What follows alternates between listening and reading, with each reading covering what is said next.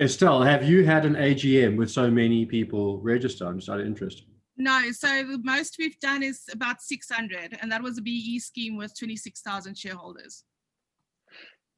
Well, I said big number, 800. I mean, the biggest one we've had physically must be 100 people max. So, Mark? Less. I checked last year was about 55 to 60 people. Oh, really? There we go. Yes. Yeah. So here's some nice marketing. We go to the business day and tell them how many people actually zoomed into the Purple Group's AGM. Yeah, we'll be able to report once this is done. Okay, everybody ready? Happy? I'm going to give it about 30 seconds once we go live just to get everybody on. And then I'll just let you know that, Chair, you can proceed. And then we'll go from there. Okay, thanks. Okay, we're going live in 3 seconds. Yeah, the rest of us can mute meanwhile. Okay, we're going live now.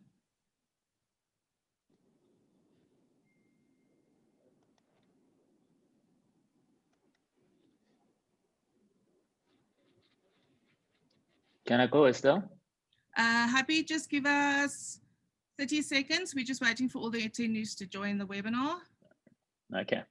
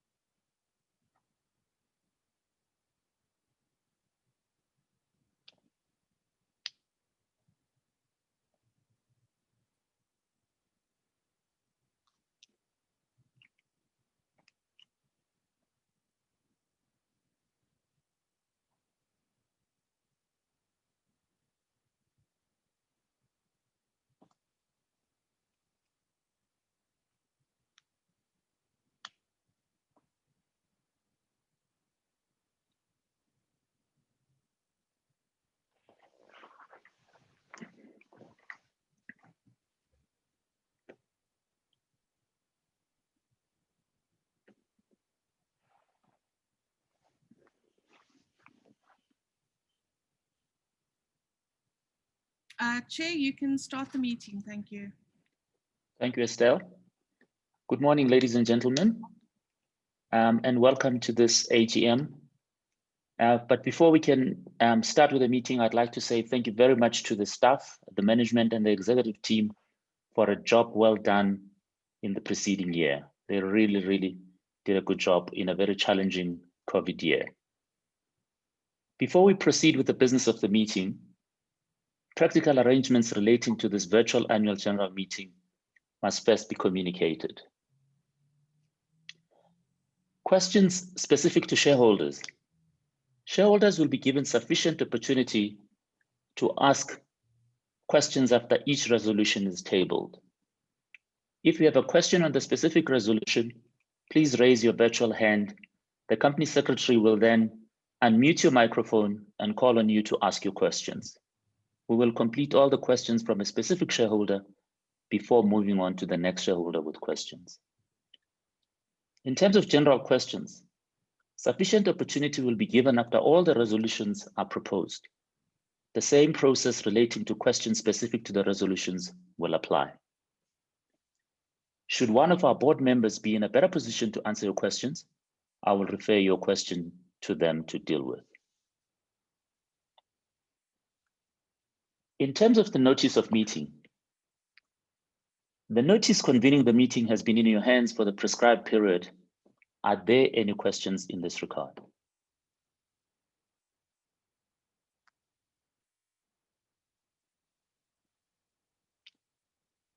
Estelle, there aren't any, are there? Chair, just hold on. Roberto, do you have any questions regarding the notice of meeting?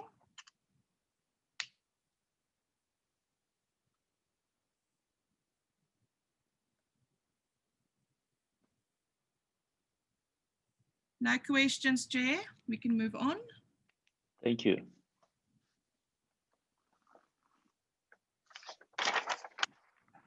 Now I'll deal with the issue of the quorum. In terms of Purple Group Limited's Memorandum of Incorporation, the quorum for this meeting shall be 3 members entitled to vote, present in person or by proxy, or in the case of a member, which is a body corporate, represented and to have at least 25% of the issued share volume being represented at this meeting as such. These requirements have been met, and I declare the meeting, therefore, to be properly constituted. I will now deal with the proceedings of the meeting. In terms of voting, shareholders were able to vote as part of the registration process for this meeting, or could choose to download the link to vote to enable them to vote in this meeting.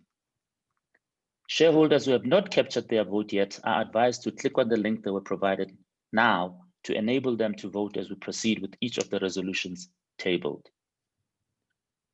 Votes from shareholders who have submitted proxy forms or who have submitted their votes to their broker or CSDP have already been updated and will be included in the final voting results. The company's company and transfer secretaries for Africa Exchange Registry Pty Ltd have been appointed as scrutineers. Mark Barnes has indicated that he seconds all the resolutions as set out in the notice of AGM, and this formality will as such be dispensed with when we proceed with the resolutions. Are there any questions in this regard? No questions, Chair. Thank you very much. We shall now proceed with the business of the meeting. We'll go to the ordinary resolutions. Ordinary Resolution 1, which is the presentation of audited financial statements for the year ending 31 August 2020. To receive, consider, and present the audited financial statements of the company for the year ended 31 August 2020, together with the reports of the auditors and directors. I propose ordinary resolution number 1. Shareholders have submitted written questions in terms of the annual financial statements that will now be dealt with by Gary van Dijk, the CEO of Purple Group. The rest of your questions will be dealt with by Charles Savage at the end of this meeting. So we have grouped those questions for ease of reference and discussion, and we've grouped them under debt, capital, dividends, and operational expenditure. Over to you, Gary. Thank you, Happy. Welcome, everyone. Thanks for attending. I'm just going to go through the questions that got sent through to us in advance, and then if there's any other questions relating to the annual report, you can raise those in the Q&A box, and we'll try to attend to those now as well. Firstly, we had a couple of questions around the group's debt, specifically the Serial Long Loan and the Sanlam Term Loan. So I'm just going to go through those various debt facilities. First of all, the Serial Long Loan was advanced at a Purple Group level. It had a 3-year term, and that term expires on the 14th of September 2021. The loan for interest at a fixed rate of 11.5%, and the 11.5% was determined at the time the loan was advanced, and it was a margin of 1.5% above the prevailing prime rate at the time. Serial Long was granted an option to convert the loan into Purple Group shares at a price of 22.87 cents per share, which was the prevailing VWAP market price at the time the loan was entered into. The carrying value of this loan at 31 August was 29 million, and the projected carrying value to 14th of September 2021 would be 32 million, which would result in the loan converting into around 140 million Purple Group shares, resulting in a dilution of around 12% for shareholders and elimination of the 32 million of debt.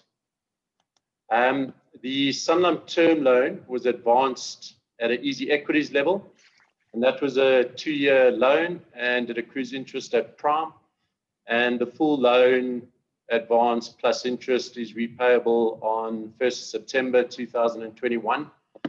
The loan amounts outstanding at 31 August amounted to 27 million, and repayments of this loan will be funded through a combination of earnings of the business and free cash available.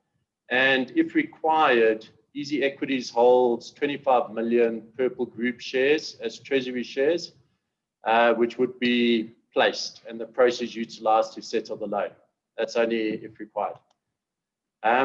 The other two debt items on the balance sheet is the RDC term loan.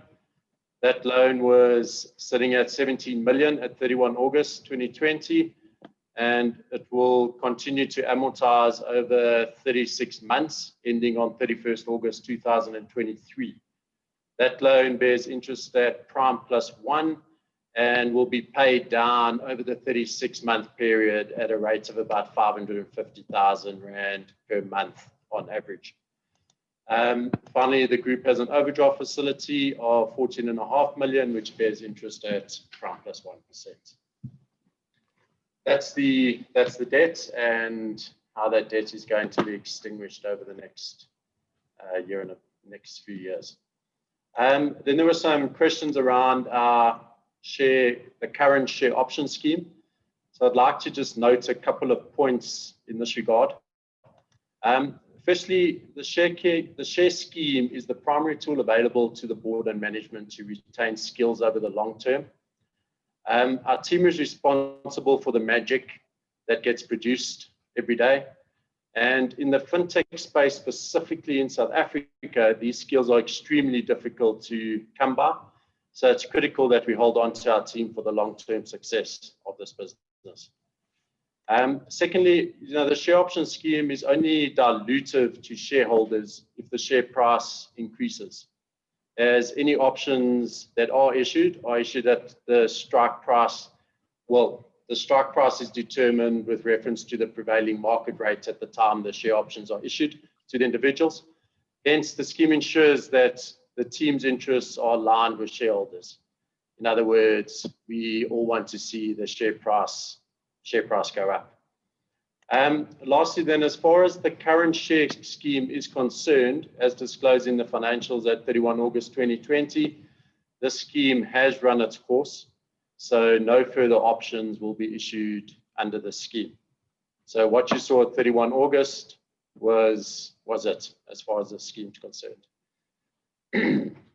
Then there was a couple of questions on dividends and on share buybacks. So what is the company's dividend policy, and would the company consider buying back its own shares?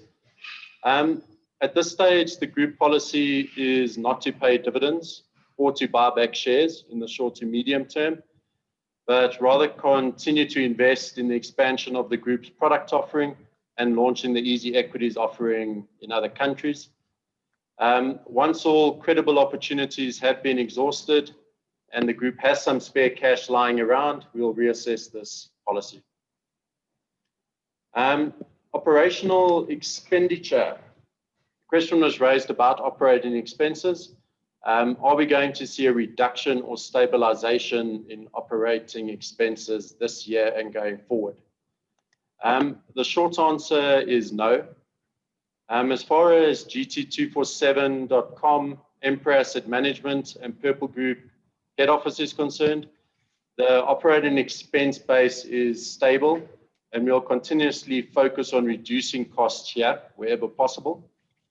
However, the EasyEquities operating expenses would be expected to continue to increase at a similar rate as experienced over the last few years, for so long as the customer acquisition rate continues to accelerate. The EasyEquities expense base comprises a mix of fixed and variable costs, and although the fixed component will not increase significantly, the variable cost per active client will drive the cost base up. That being said, the total cost per active client has decreased significantly over the past few years, and we would expect this trend to continue for at least the next couple of years. As an indication, the operating expenses per active client was 670 Rand per annum during FY 2019, and this reduced down to 395 Rand for the year ended 31 August 2020, which was a reduction of 41% in operating expenses per customer. And this year we're targeting a similar reduction. in the cost per client. And then there was a general question regarding disclosure of EasyEquities Australia and Easy Properties in the annual report. Both of these businesses were only launched during August 2020, and as such, separate disclosure was not warranted. However, going forward, these entities would definitely be disclosed separately. Okay, that's it, Estelle, from the questions that have been raised already. Gary, we have one follow-up question on debt. Just to clarify, the Sanlam debt is going to be converted to equity, causing a dilution of 12% to shareholders. That's the question, if you could just clarify that. So the Sanlam debt, the Syria long debt will be, well, the consortium still has the option whether they want to convert the debt into Purple Group shares at a price of 22.87 cents, or if they want the loan to be repaid. And they have until the 14th of September 2021 to inform the company what their option is. At this stage, we are relatively convinced that they will convert their debt into shares, and that would result in a 12% dilution for shareholders. Thanks, Gary. The next question is from Sebastian. Have you disclosed the revenue per active client for the year ending 2020? No, we haven't at this stage. We'll assess whether we want to disclose that number at a later date. Thank you, Gary. Thanks, Chair. It doesn't look like there are any further questions. Thank you. Thank you. Chair, just hold on. We've got a question from Lesego. Lesego, please unmute your microphone and you can go ahead with your question. Hi, yeah, shouldn't that sort of decision be put to the shareholders? So if the shareholders would like that sort of information, shouldn't we be able to ask for it?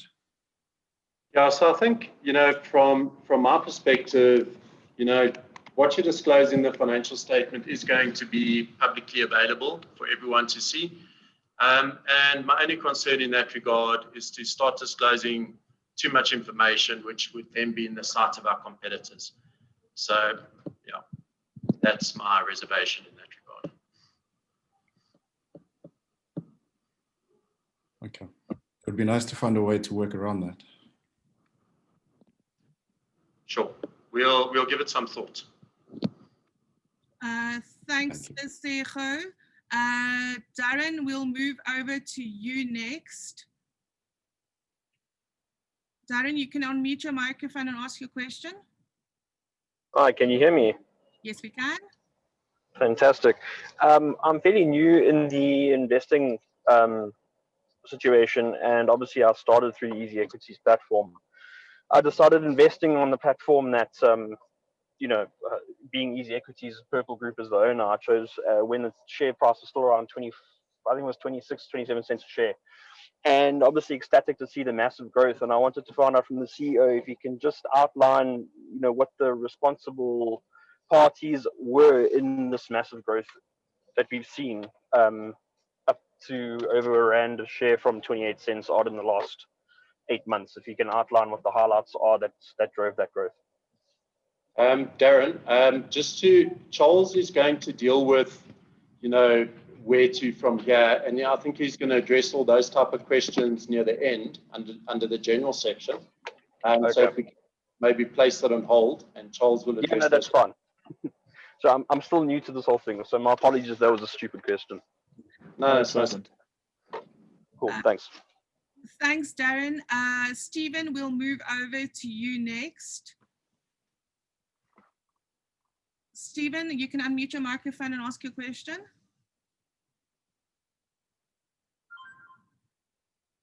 Stephen Cruz. Hear me? Yes, we can. How many clients have you received through Capitec's widget? Stephen, Gary, I'm going to jump in here. Stephen, we are going to address that specific question under the general questions when Charles is going to answer questions later on in the meeting. If we can hold it. Thank you.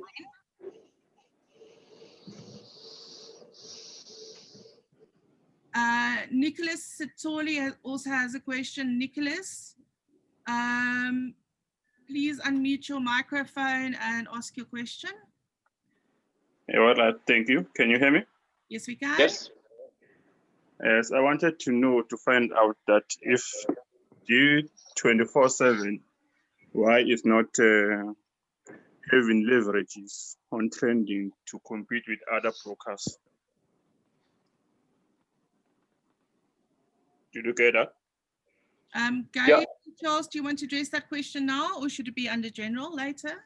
I think as well, if we can address it under general, I think, as far as this resolution is concerned, approval of the financial statements, if we could just get any questions that relate to the actual financial statements at this stage, and then all the other general questions relating to information you'd like to know about the business, etc., those would fall under the general section. So if there's any questions relating specifically to the annual report, if we could ask those now, and the rest of them questions we can hold till a little bit later in the meeting.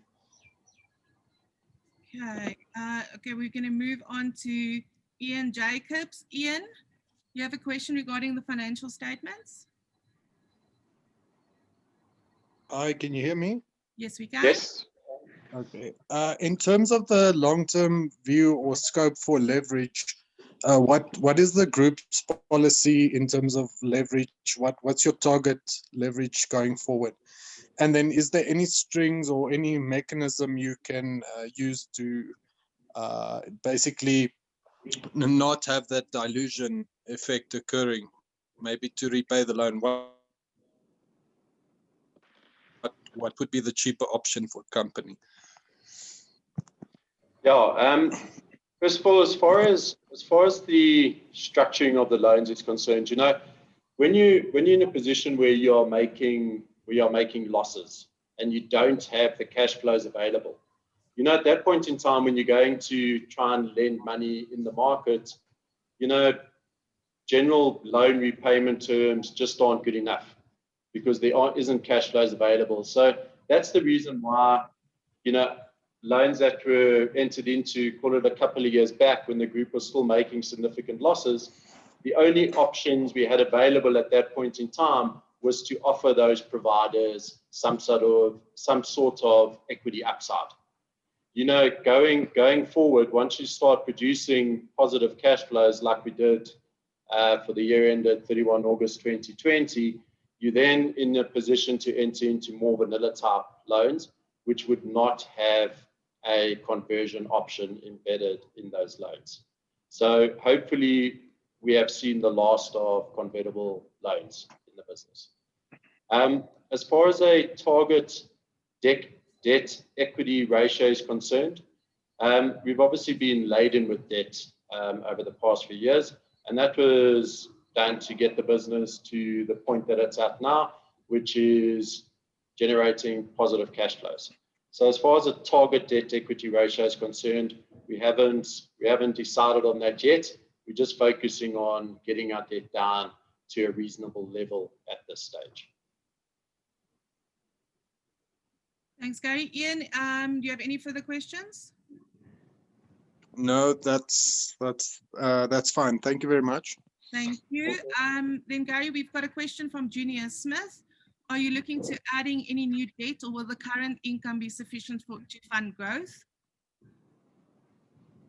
At this point in time, we believe the current cash flows would support our growth, but I guess that just comes down to how aggressively we are going to pursue future growth, specifically in other geographies and other regions offshore.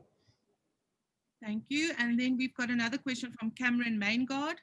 In the consolidated section of the annual financial statements on page 49, is it meant to read net increase in cash and cash equivalents, not decrease?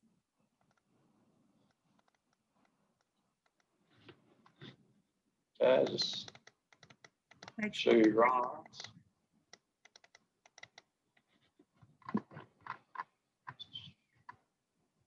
Page 49.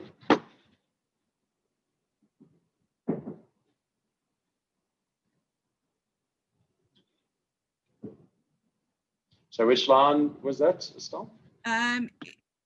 Is it meant to read the net increase of the cash and cash equivalents and not decrease as currently stated? Yeah, it would be net increase for the current year and decrease for the prior year. Yeah, that's correct. Thanks, Gary. Then we have another question from Toivo. Toivo, please unmute your microphone. Do you have a question about the annual financial statements? Yes, I have a question. Can you hear me? Yes, we can. Yes, we can. Just regarding the cash and cash equivalents, and some of the funds in there, is it all belonging to Purple Group or some of it is belonging to clients? Can you maybe just clarify on how much of it belongs to the group itself and how much of it is for the client? Yeah, so when it comes down to, there's quite a bit of cash that when clients into CFD positions with the group, whatever cash is held on margin gets shown in cash and cash equivalents at the top. And then in the liability section of the financials, there's a line item called client position liability. So the primary item to offset against cash and cash equivalents would be the client position liability, which is shown under current liabilities.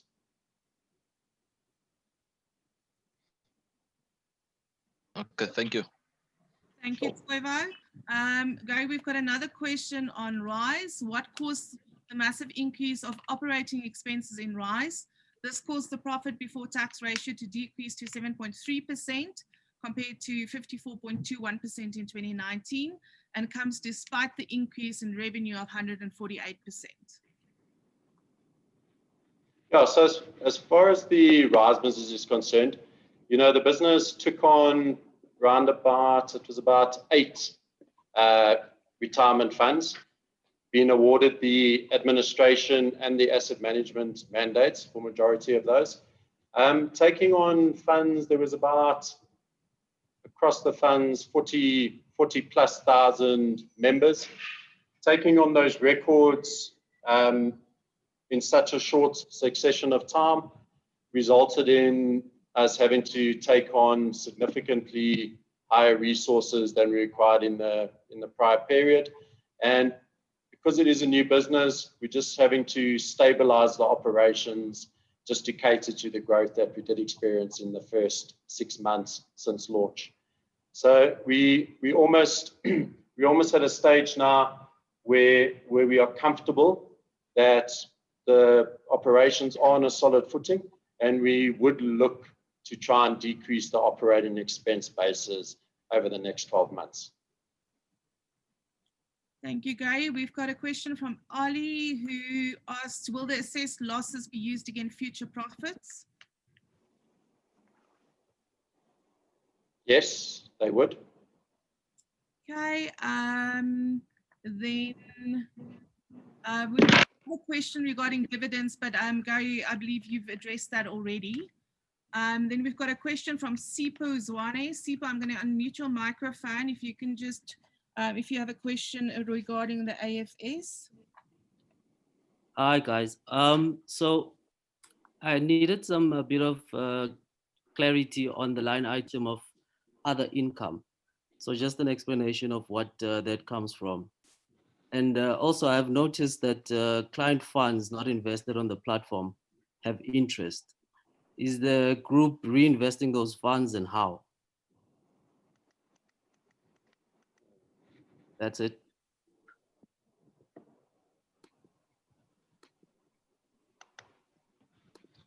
Other income.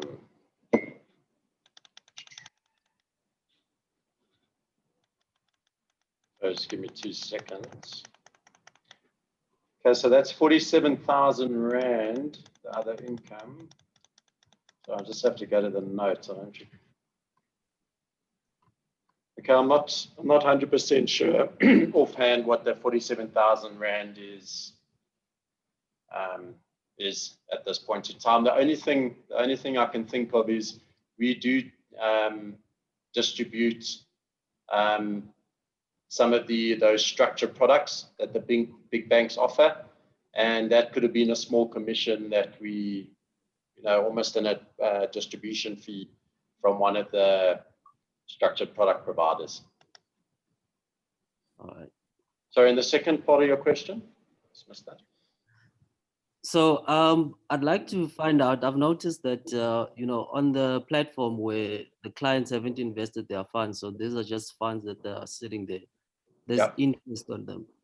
So I'd like to know if we're reinvesting those shares, and how we're doing that to gain that interest for the client. Yeah, so as far as uninvested client monies is concerned, that cash is held in trust accounts in the name of First World Trader nominees, which is a ring-fenced entity. That money is just held in call accounts, and it's spread across the major banks in South Africa, spread generally at least across 4 banks, but we do hold accounts with Investec and Mercantile as well. So whatever the call account rate that we achieve on those funds is, that's what clients would get paid, and that's what you'll see coming into your account. And then there is a cash management fee that we recover as a separate cost line item, which you also see come off your account, which is to manage the costs and the time and effort in managing that cash for you. But yeah, it's basically call account interest that you receive. Thank you. Sure. Chair, then last question from Junior Smith. Can you please explain the fair value adjustment of 2.393 million Rand on Emperor Asset Management? Yeah, so when Emperor Asset Management set up its 2 unit trusts, it's had the local unit trust and the global unit trust. Currently, we piggyback off of RP Manco, which is a registered CIS Manco. When we set up those funds, Emperor was required to seed those 2 funds with a R1 million investment. So Emperor had to invest R1 million into the local unit trust and R1 million into its global unit trust. Thereafter, we also, when we started the hedge fund, which was another Manco called H4, we also had to seed that fund with R1 million. That was around about 3 odd years ago now. And the fair value adjustments on those unit trusts is what the 2.3 million is about. So that's the increase in the fair market value on Emperor's unit trusts that Emperor held as a result of seeding those funds. Thank you, Gary. Those are the last questions on the annual financial statements. We have some questions that we will hold over till the general questions at the end. Thank you, Chair. Perfect, thank you. Thank you, Gary. Will you now please capture your vote in respect of ordinary resolution number 1, if you have not yet done so?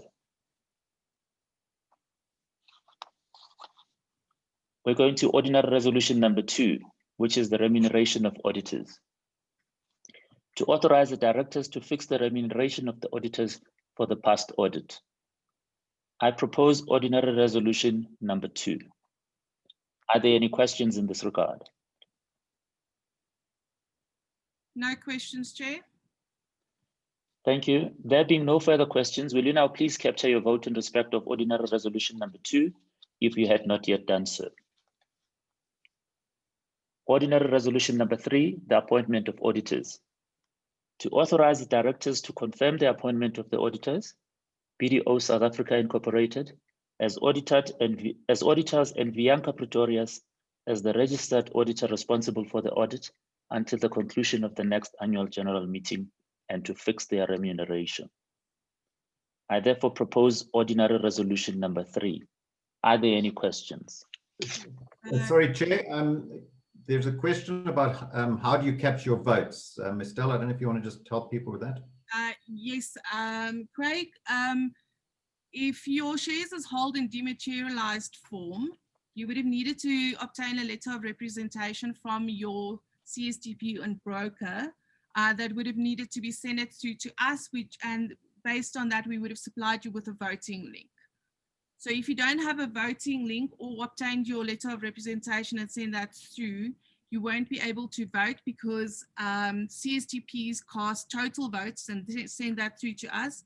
And we need a confirmation from their side to confirm that your vote hasn't been included in their totals. Eddie, if you want to, I will just post our email address. Please just email us as well. Then Denise will assist you.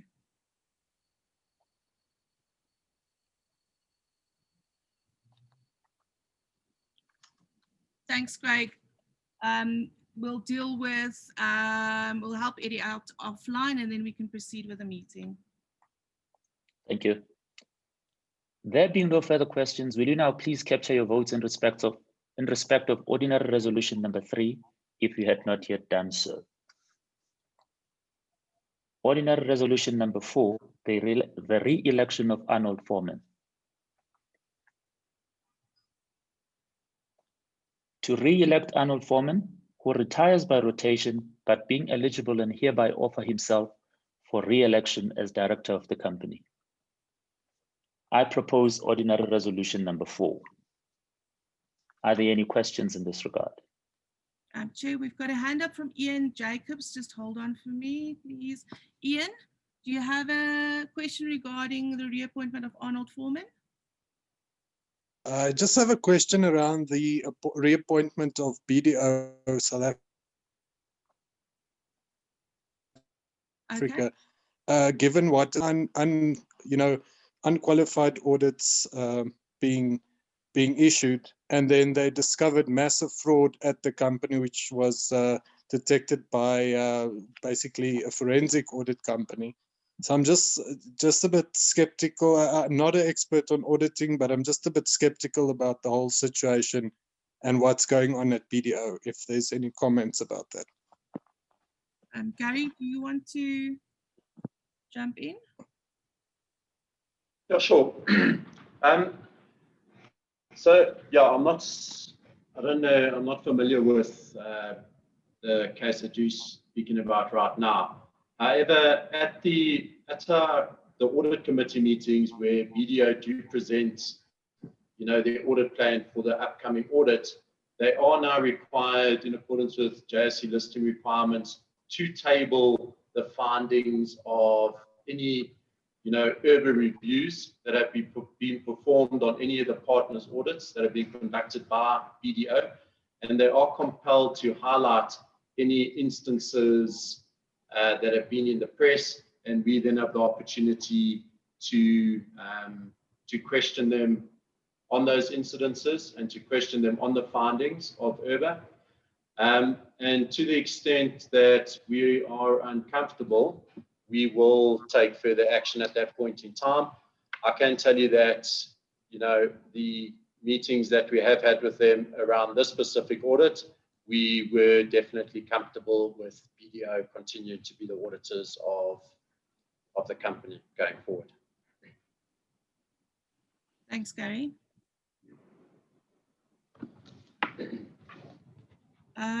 Chair, does it look like there's any questions on ordinary resolution number 4? We can proceed. Okay. There being no further questions, will you now please capture your vote in respect of ordinary resolution number 4, if you had not yet done so. We then move to ordinary resolution number 5, the re-election of Bonang Mohale. To re-elect Bonang Mohale, who retires by rotation, but being eligible and hereby offer themselves for re-election as a director of the company. I propose ordinary resolution number 5. Are there any questions? No questions, Chair. We can proceed.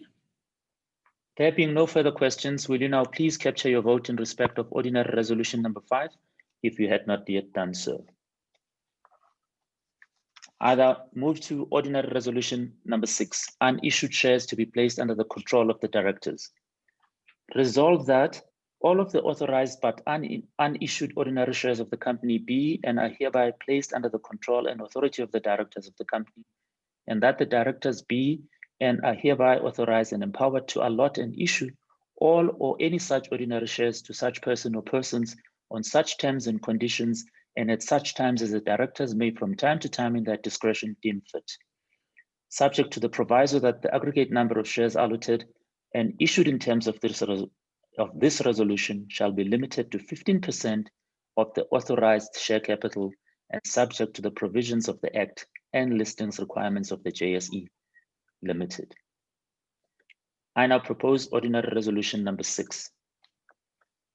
Are there any questions? No questions, Chair. We can proceed. Thank you. There being no further questions, will you now please capture your vote in respect of ordinary resolution number 6 if you have not yet done so? We then move to ordinary resolution number 7, general authority to issue shares and to sell treasury shares for cash. Resolved that subject to not less than 75% of the votes exercisable by ordinary shareholders in aggregate of the company, present in person or by proxy, or represented and entitled to vote at the annual general meeting at which this ordinary resolution is to be considered, being cast in favor thereof, the directors of the company and or any of its subsidiaries from time to time be and are hereby authorized by way of general authority to allot and issue all or any of the authorized but unissued ordinary shares in the company and or sell or otherwise dispose of or transfer or issue any options in respect of ordinary shares in the company for cash to such person or persons on such terms and conditions and at such times as the directors in their discretion deem fit, subject to the Act, the Memorandum of Incorporation of the company, and listings requirements of the JSE on the terms and conditions as set out in the notice of meeting. I now propose resolution number 7. Are there any questions? Yes, Chair, we do. The first question is from Junior Smith. Are there any plans to list new shares other than to settle existing debt? Gary?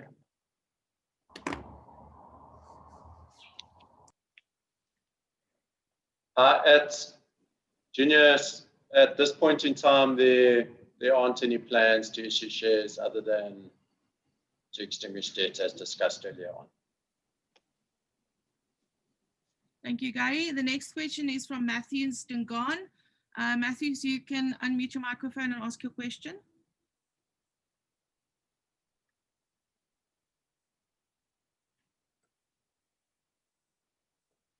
Matthews, you can unmute your microphone and ask your question.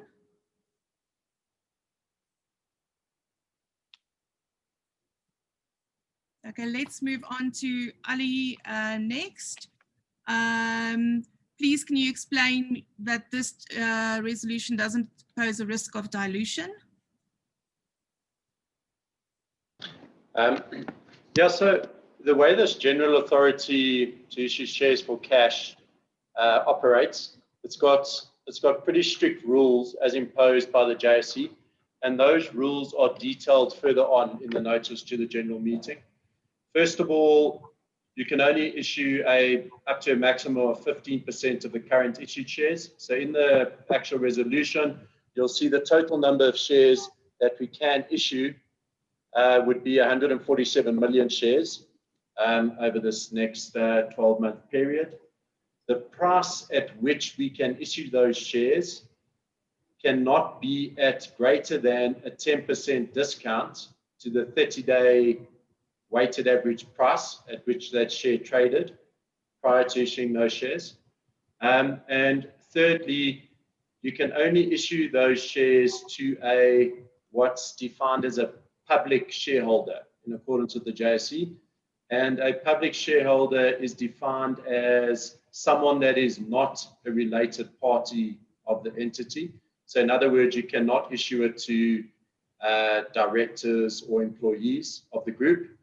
And you may also not issue any shares to an existing shareholder that already owns 5% or more of the current shares in issue.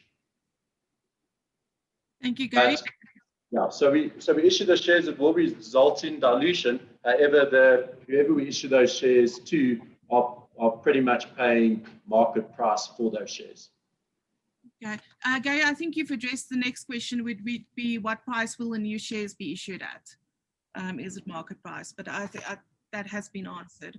The next question is, what is the main difference between Resolution 6 and 7?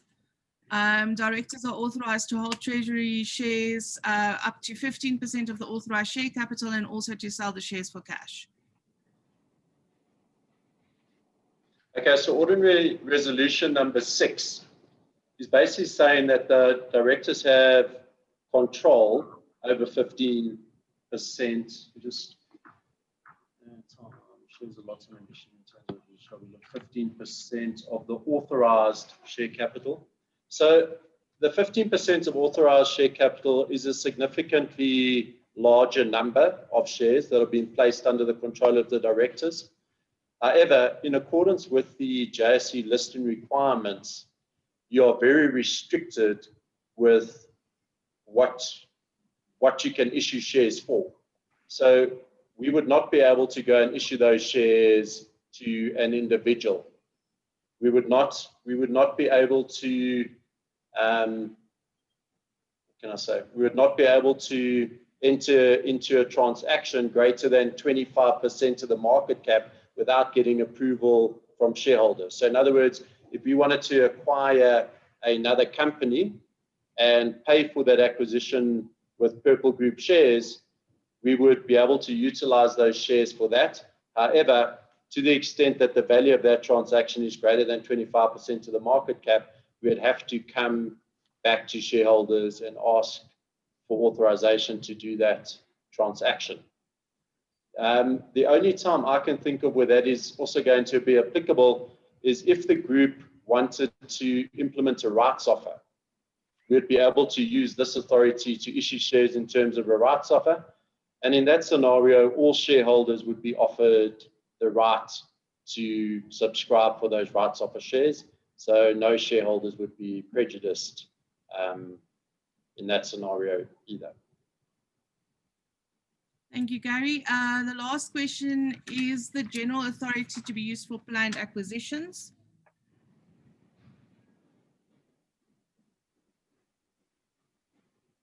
So, as I said, you would generally use ordinary resolution number 6 for a planned acquisition. Ordinary resolution number 7, that's basically just having some shares available that if required and if the company needed to raise funds, let's say in quite a short time frame, that would be able to do so. That's what the general authority to issue shares for cash is there for. And since you've mentioned rights offer, the next question is, are there any plans for one? No, there aren't. Okay, Chair, that looks like all the questions regarding this resolution. We can move on. Thank you. There being no further questions, will you now please capture your vote in respect of ordinary resolution number 7, if you have not yet done so? And we move to ordinary resolution 8 on authorized signatories.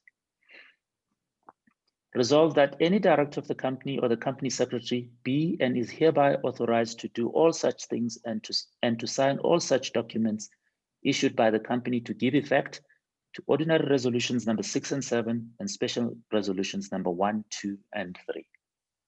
I propose resolution number 8, ordinary resolution number 8. Are there any questions?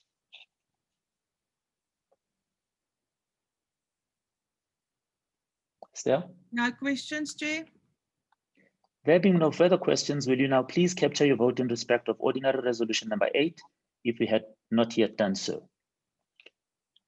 I now move to ordinary resolution number 9, non-binding advisory vote on remuneration policy. To endorse by way of non-binding advisory vote the company's remuneration policy as set out in the integrated annual report, page 32. In order for this resolution to be approved, it must be supported by more than 50% of the voting rights exercised on the resolution. I propose ordinary resolution number 9.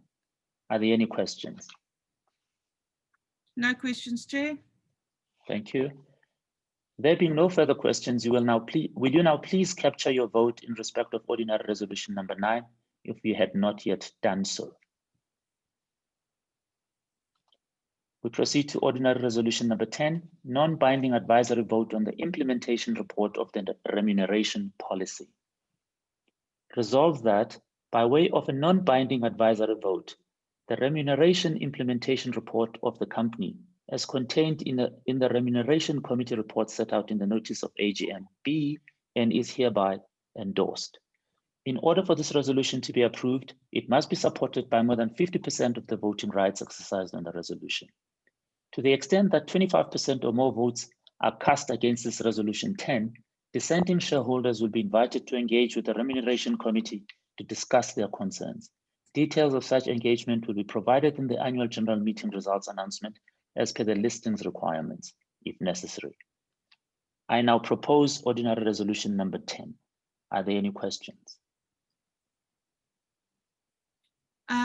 Chair, we have a question on ordinary resolution number 9 to 10.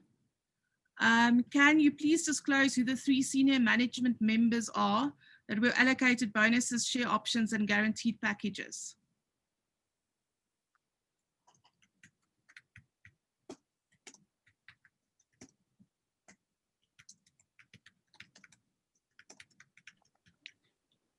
Sure.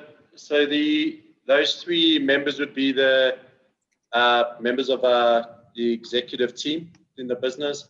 So it's our Chief Technology Officer, our Chief Marketing and Information Officer, and Head of Partnerships.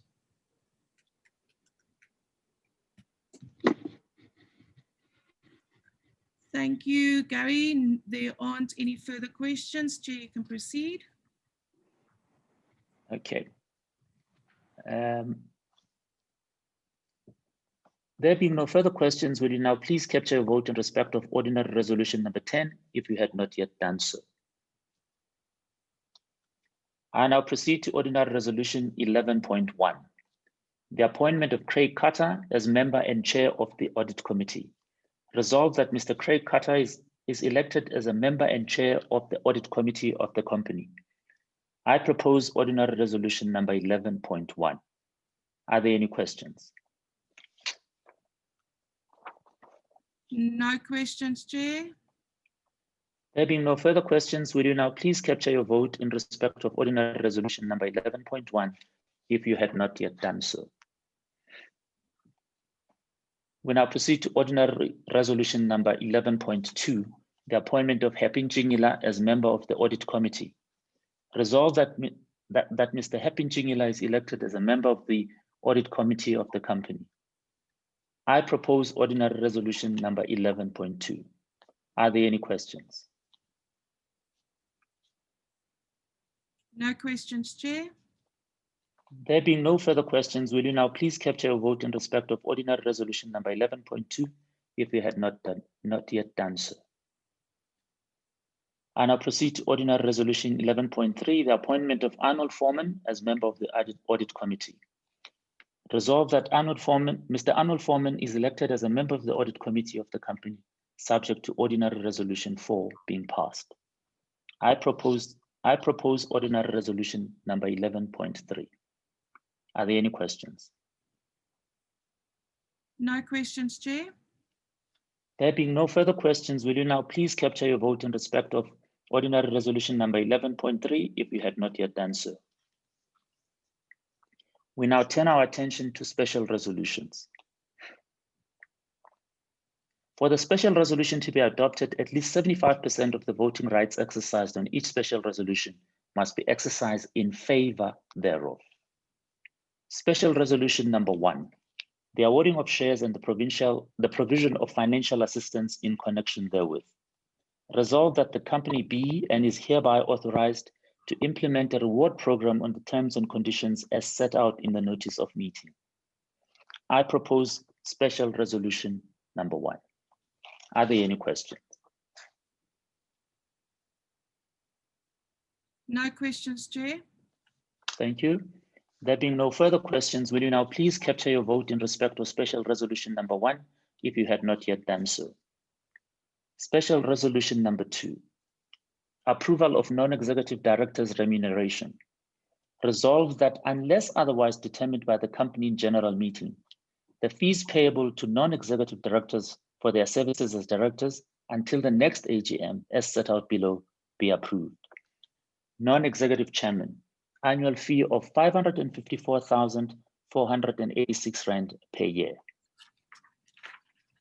Independent non-executive directors, annual fee of 322,973 Rand per year.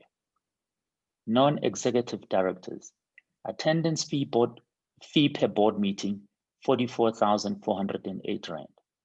Attendance fee per subcommittee, 22,203 Rand. I propose special resolution number 2. Are there any questions? No questions, Chair. Thank you. There being no further questions. Sorry, through you, Chair. I see there's a general question about how do we vote on these. I presume that means how do we vote on special resolutions. Estelle, is that the same as ordinary resolutions? It's the same as ordinary resolutions, Chair. I will respond to Keegan on the chat. Thank you. Thank you. There being no further questions, will you now please capture your vote in respect of special resolution number 2, if you had not yet done so. Special resolution number 3, financial assistance to related and interrelated entities. Resolve that the directors of the company may, subject to compliance with the requirements of the Articles of Association of the company and the Act, authorize the provision by the company at any time and from time to time during the period of 2 years, commencing on the date of adoption of the special resolution, of direct or indirect financial assistance by way of a loan, guarantee of a loan, or other obligation, or the securing of a debt or other obligation to any one or more related or interrelated companies or corporations of the company, and or to any one or more members of any such related or interrelated company or corporation related to any such company or corporation as outlined in Section 2 of the Act, on such terms and conditions as the directors may deem fit. I propose special resolution number 3. Are there any questions? Chair, we have a question regarding the previous resolution that came through, but let's finish this one and we'll just go back to the previous one. But no further questions on this resolution.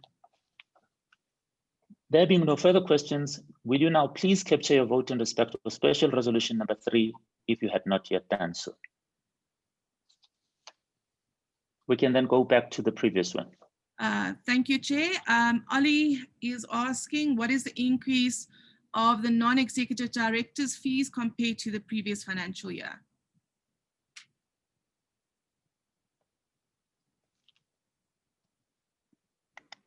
Sorry, I was just trying to look it up exactly, but I believe it was 4.2% increase.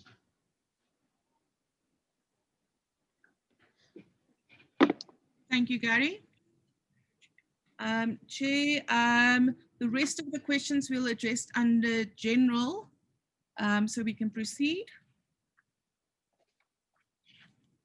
As all the voting on the resolutions put before the meeting is complete, I would now ask the scrutineers to please finalize and verify the vote count.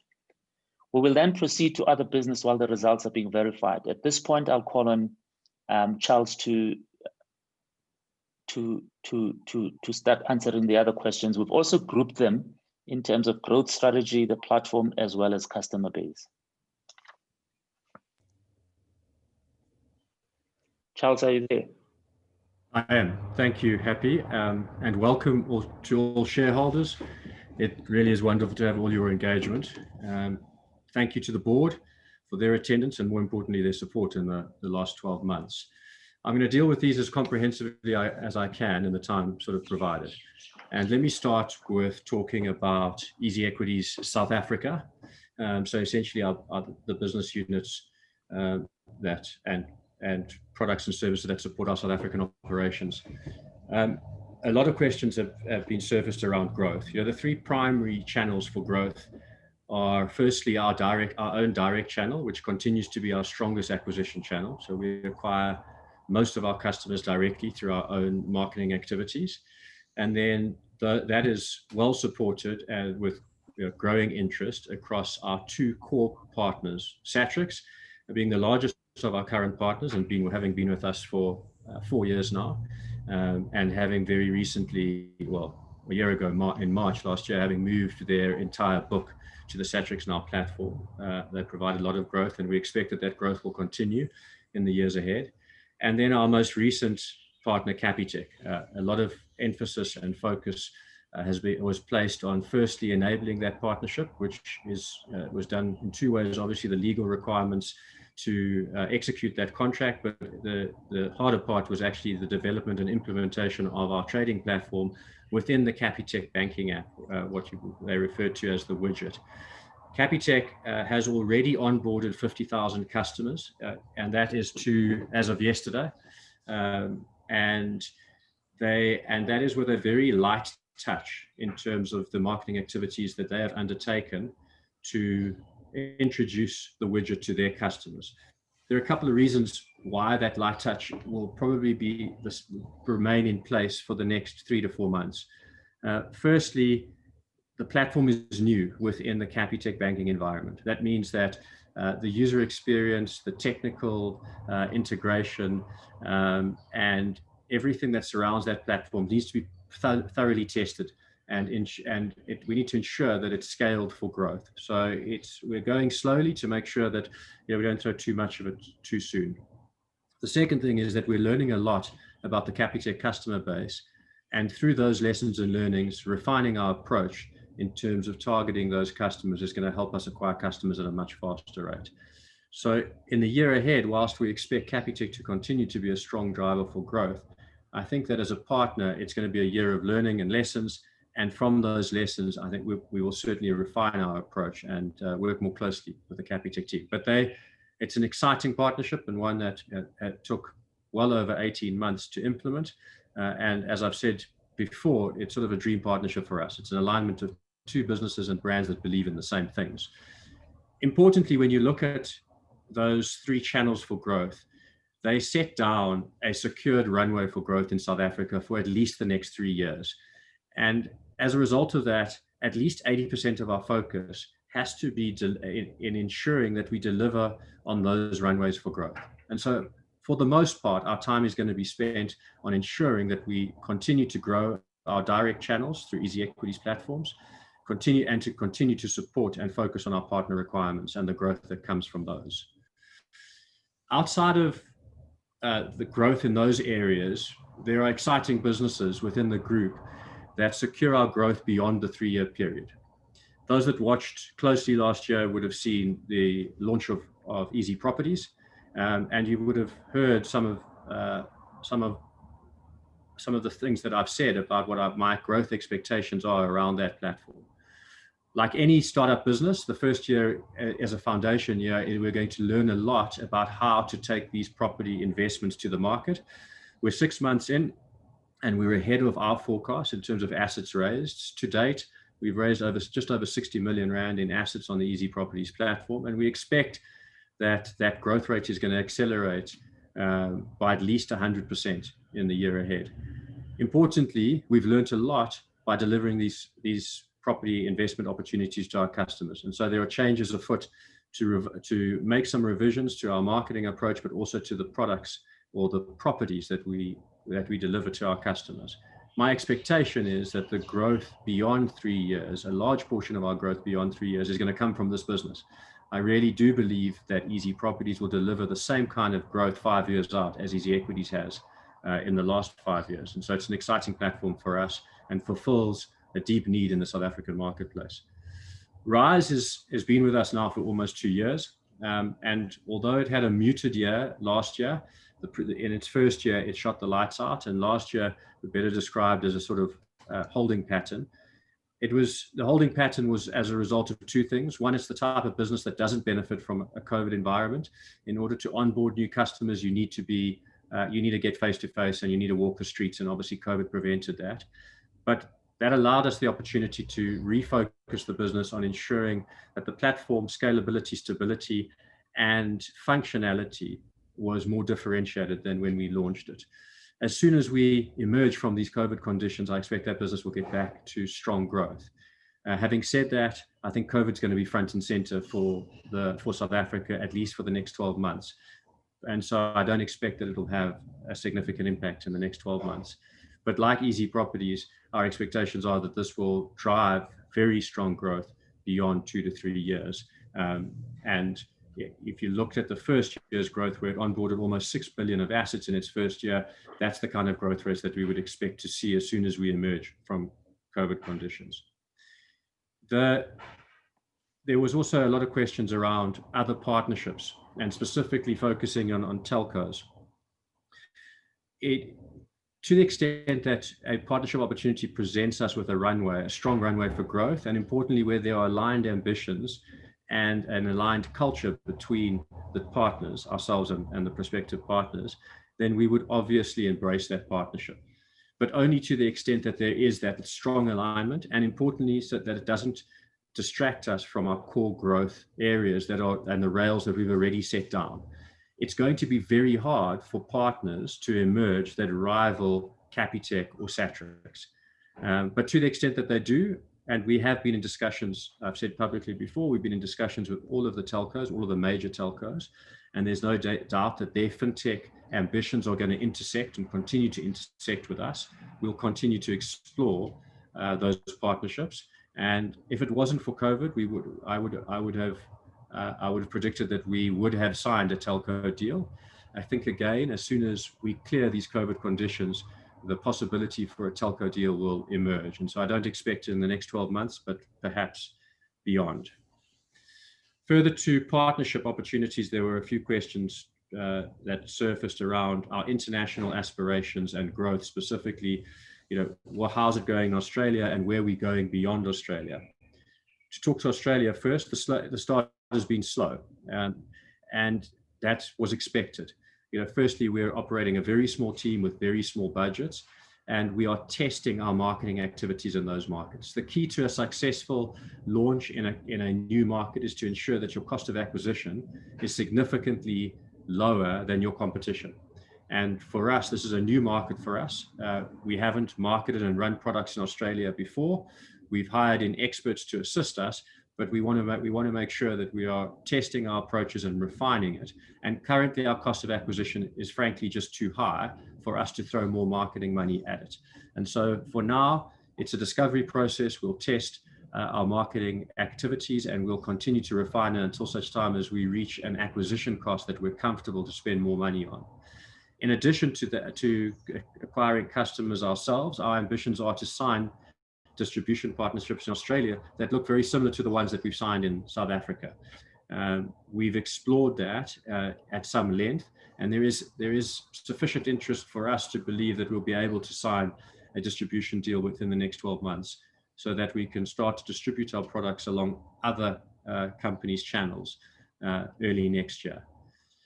In terms of our aspirations beyond Australia, for now, it's all focused on Australia. We have no intentions to launch a new business in any other jurisdiction. Having said that, we are going to launch more international products. Our US platform is our fastest growing segment of our business. It is experiencing triple-digit growth, well above the growth that you've seen in the EasyEquities South African business. It's now achieved what I would say, it's now a scaled business. It has more than 30,000 customers, and it's contributing around 20% of the group's income, having been less than 10% just a year ago. In order to ensure that growth continues, we're going to be adding more markets. There is a strong desire from our customers to have access to Europe and UK, and so our primary focus is to enable those markets.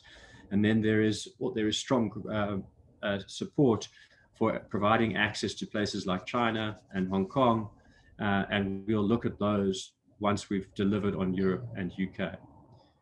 Once we've successfully launched Europe and UK, we would then have the products to be able to go and target that market.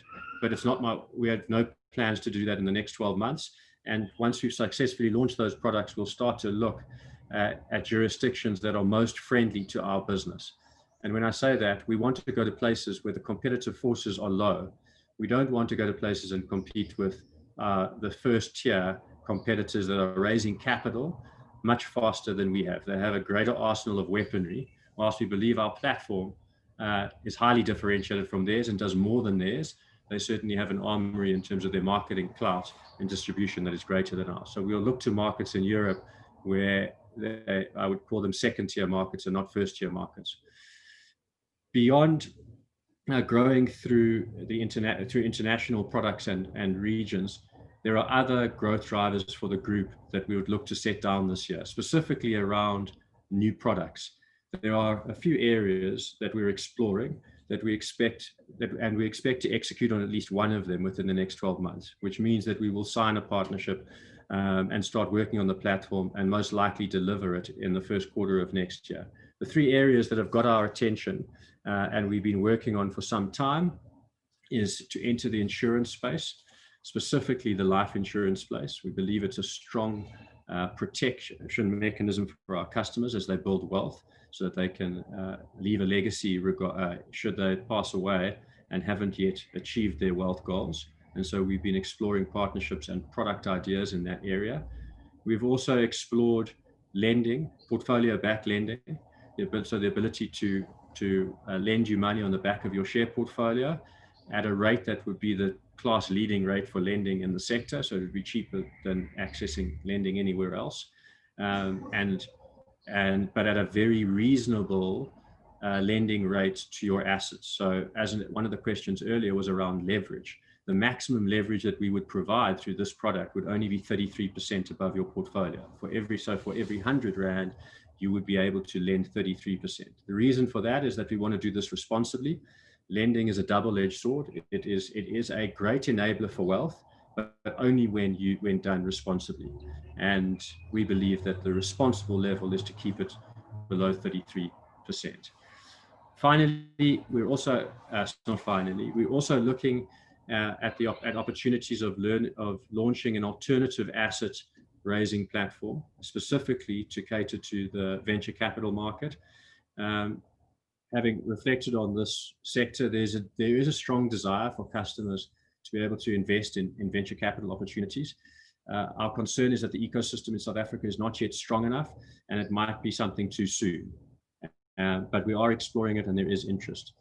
And then finally, the last product that we're looking at that has been on our radar for some time is what I would call EE+, the ability to deliver a slightly more sophisticated platform interface to cater to the more active investor that would be delivered through a subscription model that has higher level of functionality and access, but doesn't come for free, as with the rest of the South African platform. That's it for growth. There's one other driver for growth. Last year, we set up a lot of products that deliver on an easy wealth vision. And specifically, we delivered functionality and products to support our clients' retirement ambitions. You would have seen that the launch recently of unit trust within our retirement, within our RA. The realization is that most of the assets in retirement sit inside unit trusts. And in order for us to play up against or compete against the other players in the retirement space, we needed to add unit trust to our arsenal. That is now in place, and there will be significant focus on building the Easy Retire brand and business in the 12 months that lie ahead. That covers, I think, all of the questions that were labeled around growth. Dealing with platform, and to answer all your questions adequately. Firstly, platform stability, as you would have known, has been an issue in the last 12 months and continues to provide us some anxiety. It's our budgeted, just to give you an idea of what we were faced. Our budgets in terms of IT spend, infrastructure, and therefore scalability and stability were built around 100% growth forecasts. In March, we experienced 400% growth in a single month. And so from March all the way through to the end of the year, it was a case of catch up. And you can't just catch up. It takes time to get teams embedded, to get them to understand your platform capability, the code base, and to make a significant impact in future-proofing and scaling the platform. We've made significant advances though, and the platform is much more stable than it was just 6 months ago. Continued investment in stability is the #1 IT agenda for now. So 80% of our resources will continue to scale our platform capability and ensure that stability increases, which means that less resources will be spent in the year ahead on new functionality, new features. In terms of, there were lots of questions, I'm not going to deal with them all individually, but there were lots of questions about these new features. What might they be? We don't choose the new features, you do. It's the weight of your input that drives what features come onto the platform. So the more customers that ask, the more a feature is prioritized. Last year, we saw significant growth in features. You would have seen, and most significantly, that culminated in the launch of our mobile app that won the MTN Best App in South Africa, which we're very proud of. Our feature set will slow down this year as we shift and focus on scalability and stability. Other questions around Capitec customers, I believe I've addressed in terms of the number of customers that have signed up since we launched the widget. It's 50,000, just to repeat the answer. Those are the questions that have been sent. If there are any more, I'm happy to attend to them now. Thank you, Charles. We've got quite a number of questions to get through. The first one is from Alexander van Wyk regarding the share price. When we expect the purple share price to move up again? There's been no movement really in January, and just your comments on that. I mean, his guess is as good as mine. You know, the share price is not something that we're focused on. If we, as a team, it distracts us, and our focus is on growth and profitable growth. And so to the extent that we deliver on growth and profitable growth, the share price should respond. But yeah, I don't like to make predictions around our share price. It's the one thing I'll get wrong every time. The next question is from Rip Famelo regarding the EasyProperties platform. When are we having auctions on EasyProperties? Charles, I don't know if you're in a position to answer that one. Sure. Within the next 6 months, we will host the first auction. The functionality is in beta, so we're testing it now. And we'll see if that's a successful beta. We'll then, we expect that we'll run our first auction sort of even still in the first quarter of this year. So pretty soon. Thanks, Charles. The next question is on the EasyEquities platform. There's certain US shares that are not always available. Will Purple look at improving the listing of US shares, or will it still be on a request basis moving forward? Yeah, it's a good question, and one that I see surface in social media all the time. And let me just educate everyone as to why we have a limited universe of shares. So there are a couple of constraints. The first constraint is we trade through a low-cost broker in the US, and they do not provide any shares. They don't make any shares available to us that have a market cap less than $2 billion US. So that's the first problem. We don't have access to small cap stocks in the US. So if it has a market cap of less than 2 billion, we can't provide it. And that's something that we'll look to solve in the year ahead if we can. The second one is that for every share that we add, there is an intrinsic cost that comes with that share. The US has 7,500 listed ETFs alone. Forget about just the number of stocks that are available. It's somewhere near 15,000 total stocks available. The cost of running those stocks would make running the US platform more expensive for our customers. So rather than build it and hope that customers come, our approach was to ensure that we deliver the right shares at the right time so that we can deliver a platform that is cheap and easy to engage with. And so we will not change the strategy to add all the shares, but rather respond to client requests. Thanks, Charles. Tabile, Gary has answered your question on the Q&A section. So we'll move on to what is the revenue model for EasyProperties? Yeah, good question. And I also want to say thank you to everyone who's taken the effort to ask questions.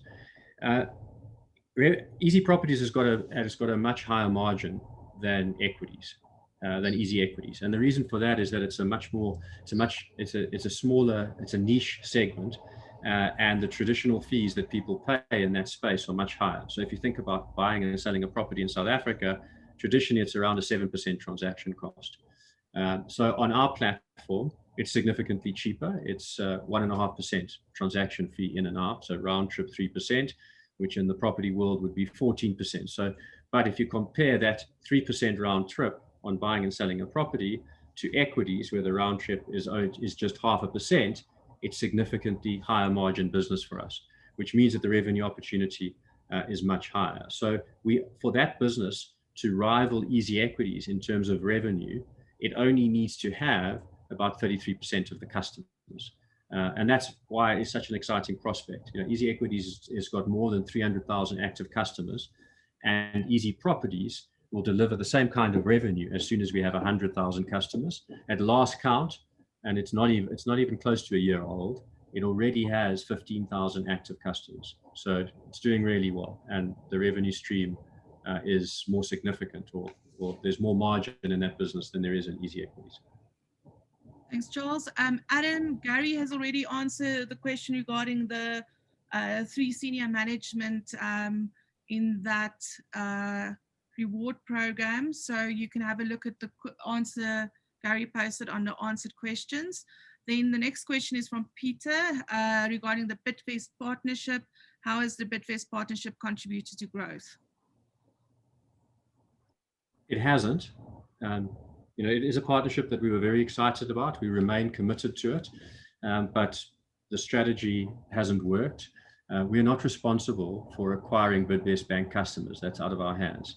There is a new CEO, and I haven't had the luxury of meeting the CEO yet, but I intend to do it early this year to find out what their growth strategy is and how we can align ourselves better with that business. So it hasn't provided any growth for us since its inception. Thanks, Charles. The next question is from Ali. How does EasyEquities make money on the book? As I see, when a trade is done, it does not hit the order flow immediately. Does EasyEquities make money on the spread of best execution? Yeah, you can't, because of the nature of fractionalizing shares and the fact that if we were to hedge, sorry, there's a fly flying around me. If we were to hedge every transaction one for one, it would be uneconomical for us, i.e. we would lose money on every single transaction. So what we do is we aggregate flow until such time as it is economically viable for us to hedge. And as a result of that aggregation of flow, we do make money. Important to point out though, the customer always gets the best available price at the time of execution. That means he gets the top of the order book, the best bid or the best offer. They are not compromised in any way by that activity. Thanks, Charles. The next question is from Junior Smith. How do you find a balance between company profitability, top management salaries, option schemes, and bonuses? That said, most of the top management are large shareholders. I understand that there's a fine line to incentivize the team and the profit of the company and the general shareholders out there. Yeah, hi Junior, good to see you at the meeting.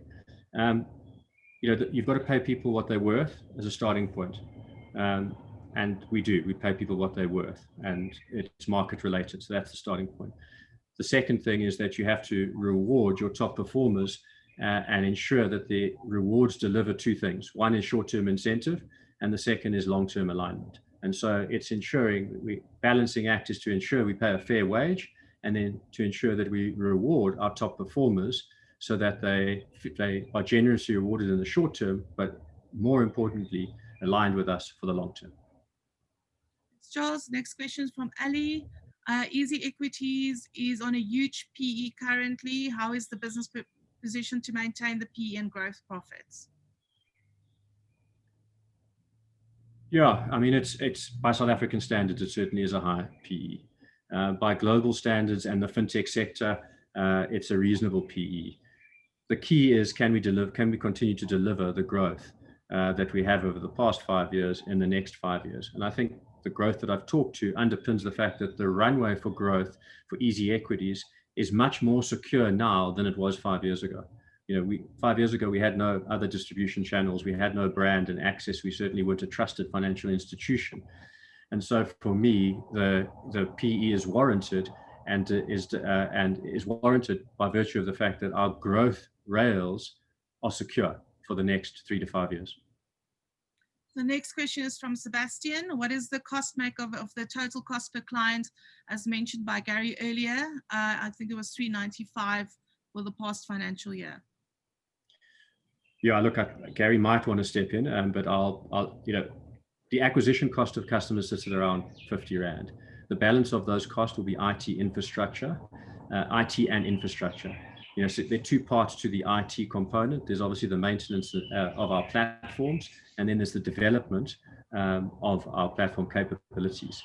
The third part and significant part is that the data, the third-party suppliers to our platforms that enable us to be able to trade. So data suppliers, access to markets, so brokers, and things like fixed networks at a significant cost. So I don't know the exact breakdown of the cost, but the large portion will be consumed by, the largest portion by IT and infrastructure, and a small portion client acquisition. The next question is from Jim Grantham. Charles, you've already addressed this. This is a number of new customers to Capitec, and just confirmation that it went live in August. It went live in October. And the new customers, I believe, was 50,000, correct? Yeah, 50,000 registrations since October through that channel. Thanks. The next question is from Adam. Adam, Charles has addressed the update on EasyEquities Australia yet. If there's any further questions you have on that one, just please post it again. I think your question was before he addressed it. Yeah, Estelle, he's asking specifically on the numbers. The acquisition rate in Australia currently is about 3 customers per day, just to give him a little bit more insight, which is very low, but we're spending a very small amount of money and it's a very small team. So it's in line with our expectations, maybe a little bit behind. And so just picking up the other question, which I should have dealt with in growth, which Junior is asking around EasyEquities Africa. We expect that we'll sign a deal in Africa, distribution deal in Africa in the first half of this year. The Africa team have spent a lot of time reviewing who the right partners are, and we got our proposals got sanctioned by the board of one of the large banks in East Africa. That means that we can now move to contracting, and hopefully we'll be able to contract that bank within the next 6 months. There's still a lot of execution risk in being able to deliver on that, but East Africa will be our entry point into Africa, and on the successful launch of that, we'll then start to look at other regions. Thanks, Charles. Do you want to address account size and average account size and the funded accounts on EasyEquities Australia? I don't, because I don't have the numbers in front of me, sadly. Okay, thanks, Charles. The next question is from Sebastian regarding Easy Properties offers for non-SA properties in foreign currency. Is there any plans for that? Yes, we're looking at listing the first international property within the next 6 to 9 months. Next question is from David. Across the various businesses, what are the bottlenecks next to execution currently, such as people, capital, product market fit? Yeah, I would have said capital 12 months ago, but certainly capital is not a bottleneck. The biggest bottleneck to our growth is ensuring that we scale and create stability around our platform in the next 6 months. So in order to capture the growth that we expect,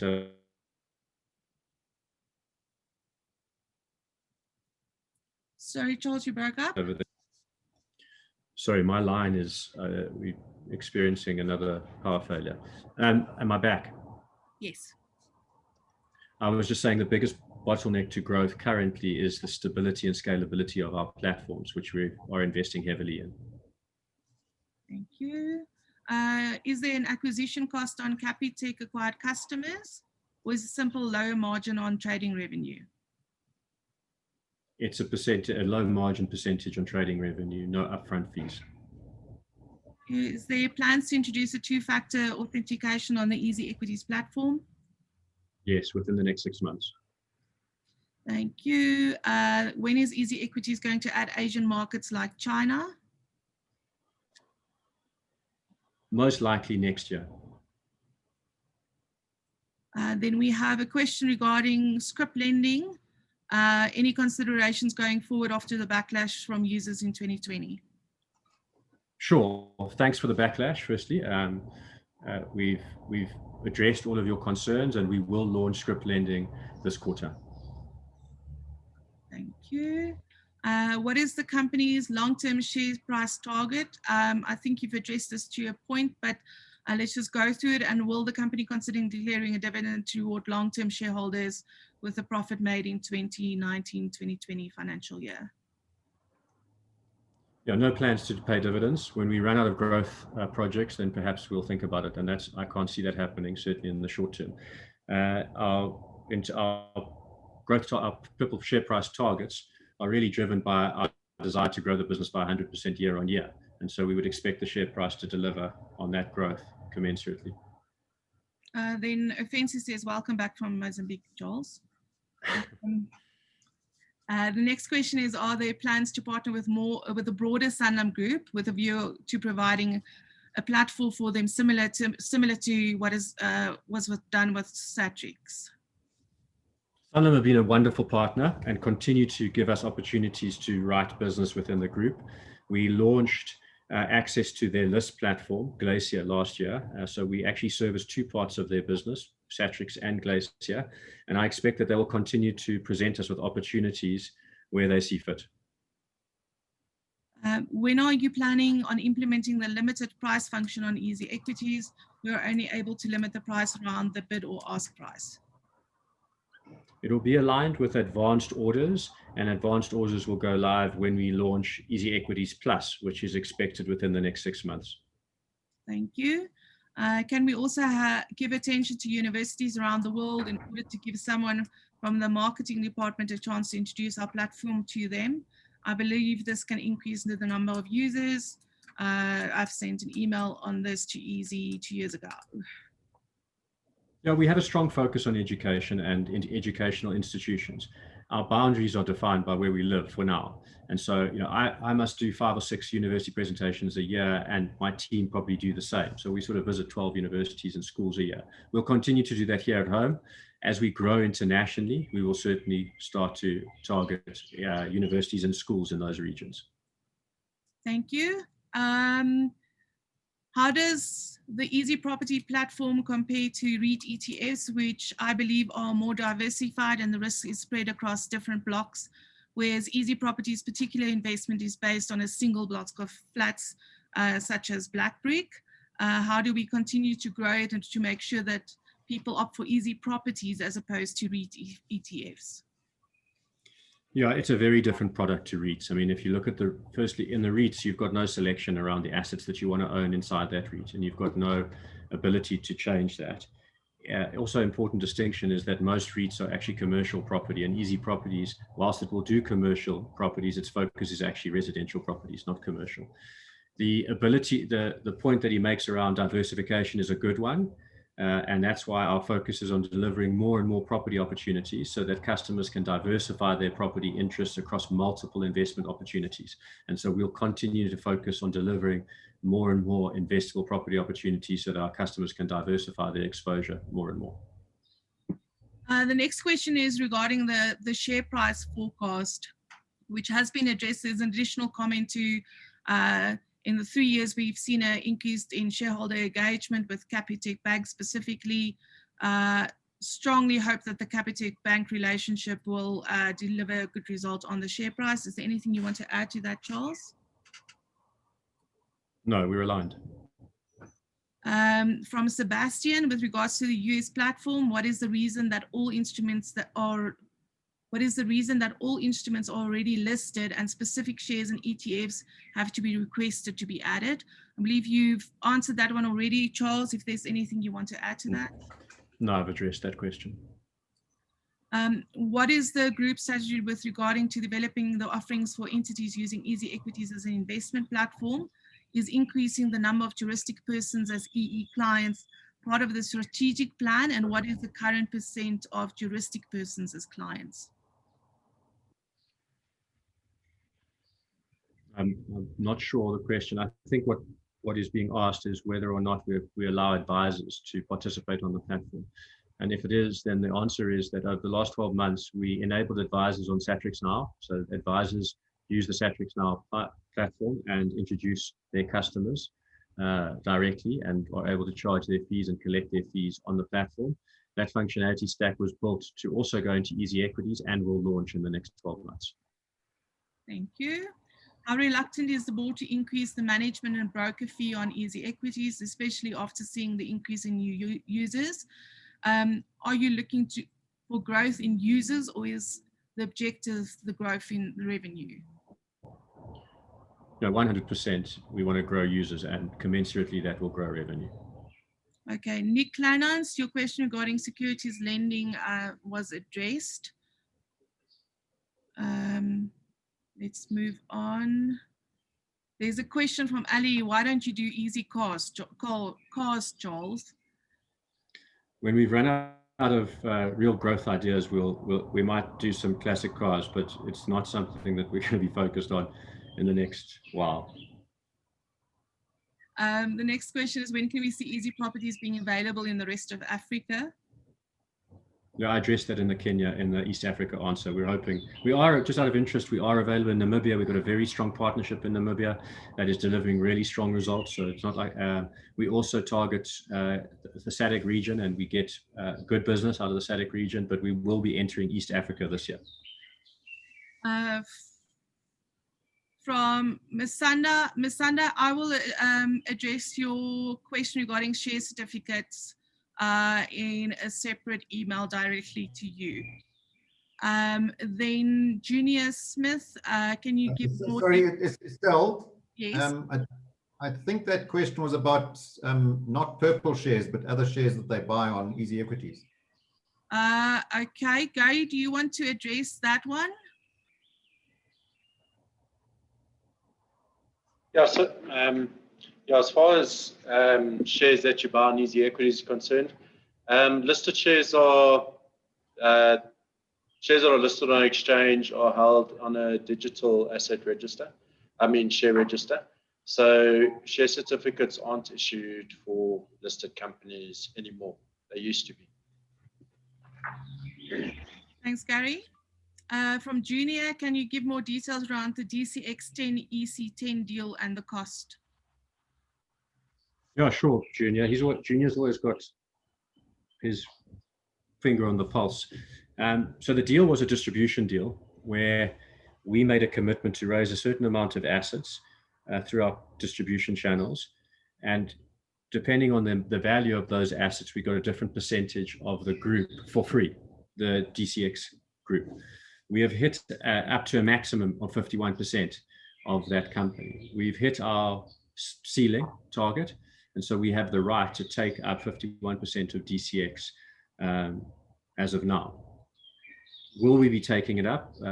Most likely. However, when will we take it up is a different answer to that. Where Gary and myself are sitting down with Michael Jordan and Earl Loxton, the principal founders of that business, this month, to strategize the year ahead and to see whether our execution of that option and therefore taking up our shareholding aligns with their strategy for the year ahead. We're not in a rush to do it. That business is growing well and is well aligned with our distribution, and we will only take up that option to the extent, in this next 12 months, to the extent that is strategically important to the current shareholders. Thank you. Will EasyEquities look into providing access to NASDAQ listed shares? We already do. Will we have a tab on the platform that shows all new added shares? And just to follow up on that one, are you planning on implementing an EasyFX from USD to ZAR? And when do you think this would be available? Yeah, so the first question, we do intend doing it, but there's no priority on it. It's not something a lot of people are asking for. Our marketing team give updates as to when we list shares. The second one is more important to us. Taking money offshore, obviously we've enabled, so rands to dollars, and we eliminated that friction point for our customers. The big friction point is now how do our customers get rands dollars back to rands. And as I'm sure you can appreciate, we're not a bank, and you would think that the banks had worked all of this out. So for us to enable this, and we are working on it, we have to partner a bank. And partnering banks for functionality that is not their priority is also not easy. So we've been pushing really hard to be able to provide this functionality. We've been working on it for well over 12 months now, and we really hope that we can launch it within the next 6 months. But it's not in our hands. The bank has to prioritize that functionality for us so that we can do it. So we are working on it. We understand that it is a pain for our customers, and we definitely will are working hard to try and solve it. Thank you. Charles, a question from Matthews. Are there any plans to establish an Easy Bank or acquiring a stake in something like a Bank Zero? No, I think we must stick to our knitting, what we're good at. And banks are good at a whole lot of things that we're not good at. And we're good at all of the things that I believe banks aren't. And so I think Capitec is the perfect marriage. And we must partner the right institutions to deliver functionality that our customers want, but that we don't have the skills to deliver. So no, we have no intentions of becoming a bank, but we do intend to continue to partner bank services and deliver them to our customers. Thank you. The next question is regarding when there would be dividends on Easy Properties. Yeah, so it has already paid its first dividends on one of the properties, and the name will escape me, but it has paid on one of them. Blythe, in fact, has paid a dividend. The hold up on the dividends is just that the transfer of those properties has taken longer than expected, and that's a result of sort of the COVID conditions. But I caught up with the MD, Rupert, yesterday on this specifically, and the first dividends will be paid at the end of March and April on the remaining properties. Thank you. Why the priority on the UK European markets, which are mature, rather than Hong Kong, China, or Japan? Because our customers are asking for access to Europe and UK shares more than any other region. Thank you. The next question, I believe you've answered already, but what is the management's views around the acquisition of DCX, and should the trigger event occur? I think I've answered that. Next question, are payments via Bitcoin envisaged for the near future? No.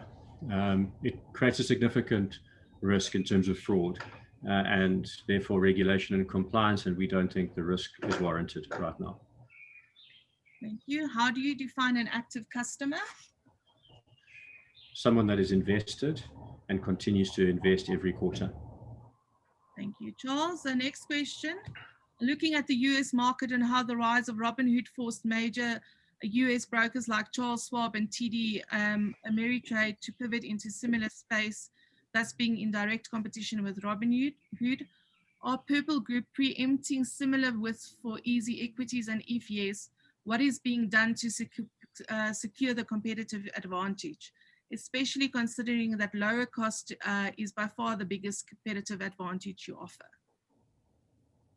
Yeah, and we don't focus on what our competitors are doing because we don't know what they're doing and we don't understand their plans. What we focus on doing is ensuring that our differentiation continues to accelerate. So if you go back 5 years, the total platform build in the first year for EasyEquities was about 2 million rand. We spend more than that every single month in ensuring that we continue to highly differentiate our platform. So when you stack up, what would the banks or anyone else have to do to compete with EasyEquities? And back of an envelope, they'd have to spend 200 million on tech, and they'd have to bravely spend 200 million on marketing to try and disrupt. So the longer they stay out of the game, the further apart we become. And I don't honestly believe that there is anyone focusing on delivering an EasyEquities platform in the South African marketplace that is an international competitor. And the reason for that is South Africa is just too small for them. Someone like Robinhood, there are a lot of big markets for them to go to first before they start to turn their attention to places like South Africa. Do you have any plans to expand crypto market exposure for clients? And are there any plans to work with local crypto companies? And the second part to that question is, any plans to work with insurance company to make it easier for investors to pass along their shares to their children? Yeah, so DCX are our crypto player. So they're the experts in the space, and they are looking at extending their product offering to not just access to indices like the EC10, but also directly to crypto coins. So things like Ethereum and Bitcoin. So, and when they do, and if they do, we will certainly extend that offering to our customers through EasyEquities. And we do expect that that'll happen in the next 12 months. The second question escapes me, sorry. Any plans to work with insurance companies to make it easier for investors to pass on their shares to their children? Yeah, I think that's more a legal partnership, i.e. wills, than an insurance one. So it's not something that we're working on right now. The next question, in 2020, EasyEquities talked about making advanced orders available on the EasyEquities platform. When will it be available? So as there's a lot of users asking for it. Yeah, I did address that. I said it would be available within the next 6 months. Then we've got another question around dividends, which I believe has been addressed extensively. On the EasyEquities platform, is there a reason we do not display what shares we own on Easy Properties, similar to other investment accounts? Yeah, I know what he means. It's so we, the user experience of owning a property and owning a share is significantly different, and so we believed that it was better to separate those two. We're wrong, and so in the next 6 months, we'll allow you to see your Easy Property shares within your account overview as well. So we got that piece wrong. We'll fix it. Thank you. And then there's just a comment from Ali's side.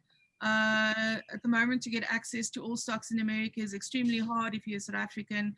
If EasyEquities gets this done, you would experience a huge growth. Yeah, we agree. We just need to make sure that we don't build it and hope that people come. Then there's a question on Bitvest banking offering. Are you going to come up and link the Bitvest banking offering to the EasyEquities platform? You've addressed some of it on the Bitvest partnership. If you want to add to that, Charles. It's not our intention to take partner products and push them at our customers. That would mean that no one else would partner with us. So we want to stay independent and partner at the best distribution channels and not push other people's products down our customers. Thank you. Then there's another question on the number of Australians that have signed up for EasyEquities that have already been addressed. Then David is asking, you mentioned an acquisition cost of 50 Rand for the business. What is the Australian CAC? $50. $50. Yeah. Then from Solomon, in relation to Easy Properties, what is the likelihood of creating an easy construction platform when investments are put towards the actual property construction? Yeah, so what in the property world they call that sort of development opportunities. And I know that the team, Rupert and the team are actually looking at development opportunities. And I think we'll do our first development this year. So we'll deliver a development opportunity this year to our Easy Property customers. Then from Cameron, there's been a huge trend of small caps delisting from the JSE. Your opinion on this, Charles? Yeah, look, I don't have an opinion on other people's stocks. I mean, I think the trend will continue. And the reason is that small cap, mid cap sector has been undervalued for a long time. And for the private equity players, that presents an opportunity.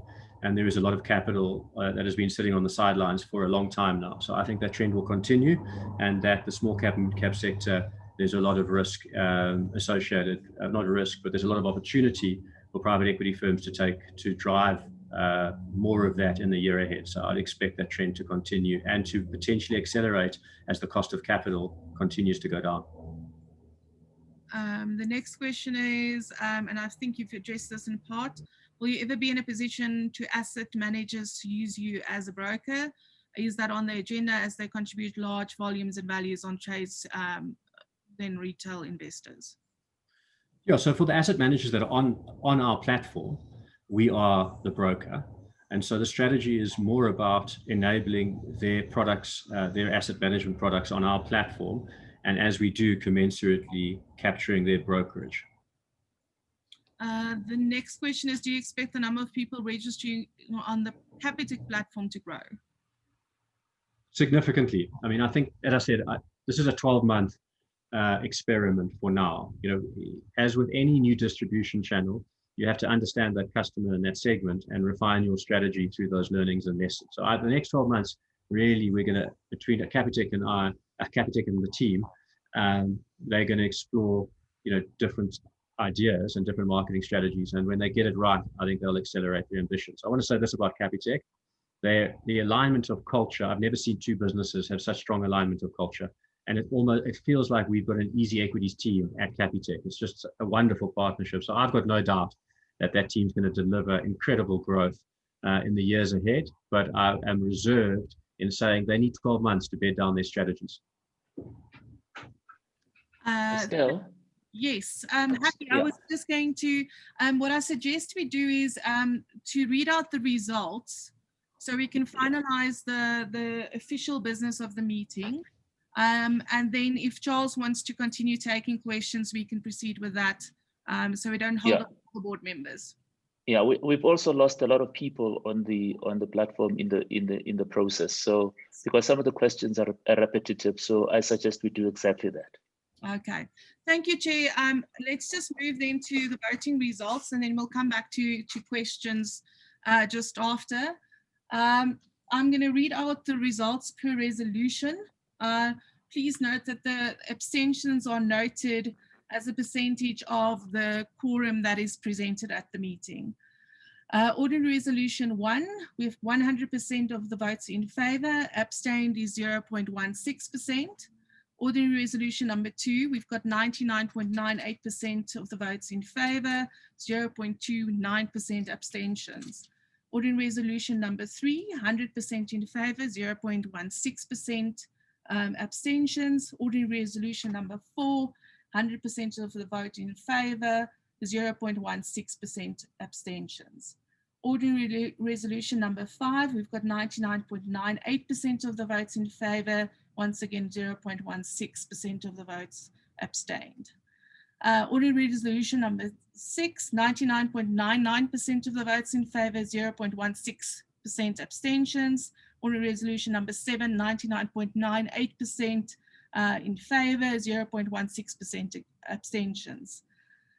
Ordinary Resolution number 8, 100% in favour, 0.16% abstentions. Ordinary Resolution number 9, 99.83% in favour, 0.29% abstentions. Ordinary Resolution number 10, we've got 99.83% in favour, 0.29% abstentions. Moving along to Ordinary Resolution 11.1, we've got 99.7% in favour, abstentions is 0.59%. Ordinary Resolution number 11.2, we've got 99.98% in favour, 0.16% abstentions. Ordinary Resolution 11.3, we've got 100% in favour, 0.16% abstentions.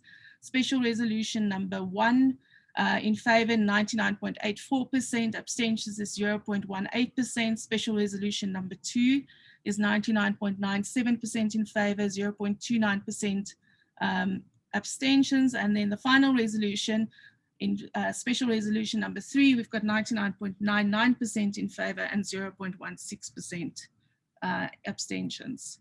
Thank you, Chair.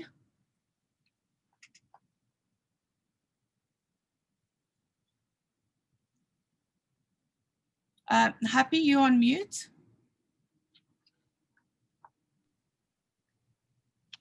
Oh, thank you, Estelle. Sorry about that.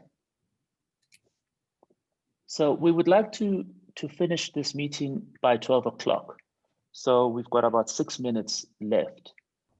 So if there is any other pressing question, Estelle, Charles, that you would like to answer, I suggest we do that and then move over to closure. Could I just say this? I think the best thing for us to do is that, I'm loving the engagement of the questions, and what I'll do is we'll set up a Q&A session and notify our shareholders as a post event, and happy to take questions and answers in that forum rather than hold up proceedings now. Okay, thank you. Thank you for that suggestion. All right.